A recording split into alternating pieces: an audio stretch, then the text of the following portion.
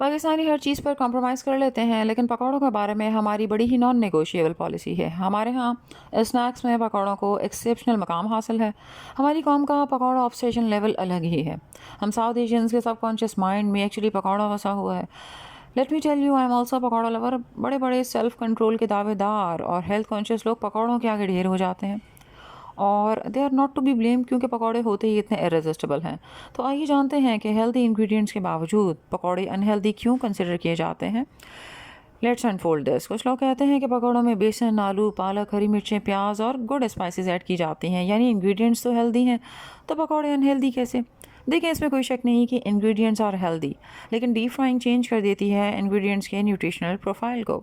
Deep frying game changer है in the negative sense. Now the question is कैसे। जो भी चीज़ हम फ्राई करते हैं, डीप फ्राई करते हैं, वो ऑयल जस्ट करती है, इसीलिए वो कैलोरी डेंस और फैट रिच हो जाती है, ट्रांस फैट और मेगा ट्रांस फैट से भरपूर। और जब ऐसी चीज़ें रिपीटेडली कंज्यूम की जाएँ तो बैड कोलेस्ट्रॉल बढ़ता है, गुड कोलेस्ट्रॉल कम हो जाता है, कार्डियोवैस्कुलर डिजीज़ का रिस्क भी बढ़ जाता है, इंसुलिन सेंसिटिविटी कम हो जाती है, जिसकी वजह से ओबेसिटी और टाइप 2 डायबिटीज़ के लिए स्टेज सेट होने लगता है। हमारा जिस्म actually ultra processed food, fried food और ज़्यादा चिकनाई वाली चीज़ों के लिए बना ही नहीं है। और ज़्यादातर हम सब लोग रिफाइंड सीड्स ऑयल कंज्यूम करते हैं, जैसे कि canola, corn, cotton seed oil, sunflower, soybean, palm oil वगैरह।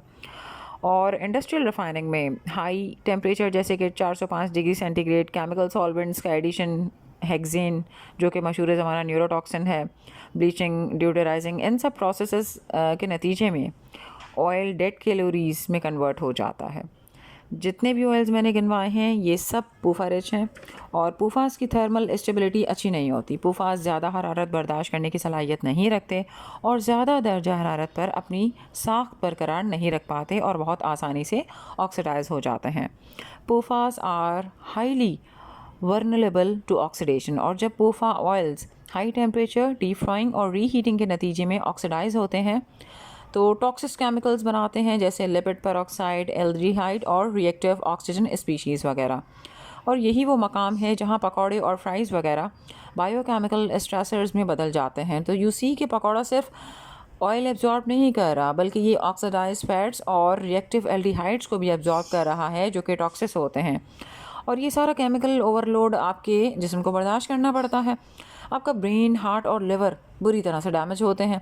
आपकी बॉडी का डिटॉक्स सिस्टम ओवरलोड हो जाता है और आपका लिवर थक जाता है क्योंकि उसकी इतनी कैपेसिटी ही नहीं है, जिसकी वजह से टॉक्सिन्स आपके खून में एक्यूमुलेट होने लगते हैं और नतीजा निकलता है fatty liver, brain fog, hormonal imbalance, anxiety, gas, bloating की शक्ल में। इन्फ्लेमेशन भी बढ़ जाती है और ऑर्गन स्ट्रेस में आ जाते हैं। यानी मसला सिर्फ पकौड़े का ऑयल एब्जॉर्प्शन की वजह से कैलोरी डेंस होना नहीं, बल्कि केमिकल टॉक्सिसिटी और सेलुलर स्ट्रेस का भी है। अब बात करते हैं रिस्क नंबर 2 की, जो कि है एक्रेमेलाइट फॉर्मेशन। जो भी चीज़ आप हाई हीट पर डीप फ्राई करते हैं 170 डिग्री से 190 डिग्री सेंटीग्रेड तक, तो इस हाई टेम्परेचर फ्राइंग के दौरान एक टॉक्सिक केमिकल यानी जहरीला मादा बनता है, जिसे एक्रेलेमाइड कहते हैं। ख़ास तौर पर ये केमिकल कार्बोहाइड्रेट रिच फूड्स में बनता है डीप फ्राइंग के दौरान। ये जो हमारे पकौड़े क्रंची और क्रिस्पी बनते हैं, this pakora crunch is not magic, ये एक्रेलेमाइड की वजह से होता है। और ये भी सुन लें कि potato products are among the highest contributors to dietary एक्रेलेमाइड।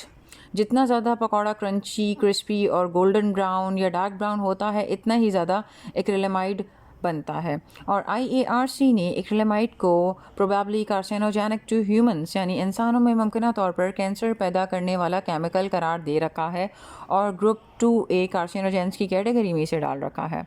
Health concerns की बात करते हैं। एक्रेलेमाइड नर्वस सिस्टम को डैमेज करता है, पोटेंशियल कार्सिनोजन है, जिस्म में इन्फ्लेमेशन बढ़ाता है, DNA को नुकसान पहुंचा सकता है, यानी हाई रिस्क केमिकल हुआ।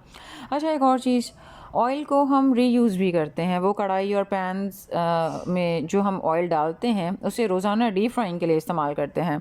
It's an extremely dangerous practice. हर बार तेल गर्म करने से टॉक्सिक कंपाउंड्स बनते हैं। ये कंपाउंड्स लिवर, हार्ट और ब्रेन पर नेगेटिव इम्पैक्ट डालते हैं।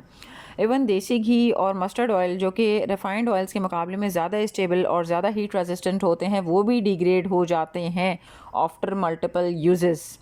3-4 दफ़ा से ज़्यादा रीयूज़ नहीं करना आपने देसी घी और मस्टर्ड ऑयल को भी। और डेट्स इट। एक और टिप है, और वो ये है कि ओल्ड और फ्रेश ऑयल को मिक्स मत करें, ये अमल ऑक्सीडेशन को एक्सेलरेट कर देता है। ये बात मैं रिपीट कर देती हूँ कि हेल्दीएस्ट ऑयल्स जैसे कि देसी घी, ऑलिव ऑयल और सरसों का तेल वगैरह भी केमिकल स्ट्रेसर्स बन जाते हैं ओवर हीटिंग और ओवर यूजिंग से। Excess of everything is bad. Overheating और ओवर यूजिंग की वजह से केमिकल स्ट्रक्चर ऑल्टर हो जाता है इन ऑयल्स का। और देसी घी के बारे में ये जान लें कि ये सैचुरेटेड फैट्स और मूफाज पर मुश्तमिल होता है, और पूफाज भी थोड़े बहुत होते हैं, नियरली 2 to 4%। ज़्यादा हीट पर भी देसी घी स्टेबल रहता है। लेकिन अगर आपकी सोच ये है कि आप पकौड़े देसी घी में डीप फ्राई करके खाएंगे और रोज़ 1 महीने तक आप ऐसा ही करेंगे, तो इस सूरत में आप बहुत ज़्यादा सैचुरेटेड फैट्स कंज्यूम कर लेंगे, और जो कि एक अनहेल्दी प्रैक्टिस है। WHO के मुताबिक सैचुरेटेड फैट्स की डेली इनटेक लिमिट 22 ग्राम है। 1 टेबल स्पून में 14 ग्राम होते हैं। अगर आप देसी घी का 1 टेबल स्पून लेते हैं तो वो 14 ग्राम टोटल फ़ैट्स पर मुश्तमिल होगा, और इन 14 ग्राम्स में से 5 ग्राम सैचुरेटेड फ़ैट होगी, बाकी मुफाज और बहुत ही कम अमाउंट में पूफाज भी होंगे। अब अगर आप 4 से 5 टेबल स्पून कंज्यूम कर लेते हैं किसी भी फॉर्म में, बेशक सालन में या पकौड़ों में या जैसी मर्ज़ी, अगर आपने 4 से 5 टेबल स्पून कंज्यूम कर लिए तो देसी घी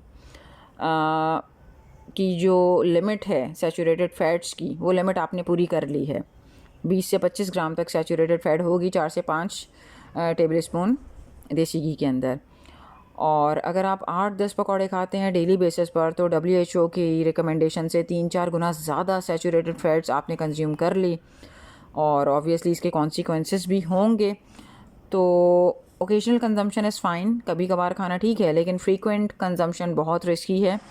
लिहाजा पकौड़ों और डीप फ्राइड चीज़ें खा खा कर बीमारियों को दावत आम मत दीजिए। हेल्दी और न्यूट्रिशियस चीज़ें कंज्यूम कीजिए। यही समझाना था। बहुत शुक्रिया।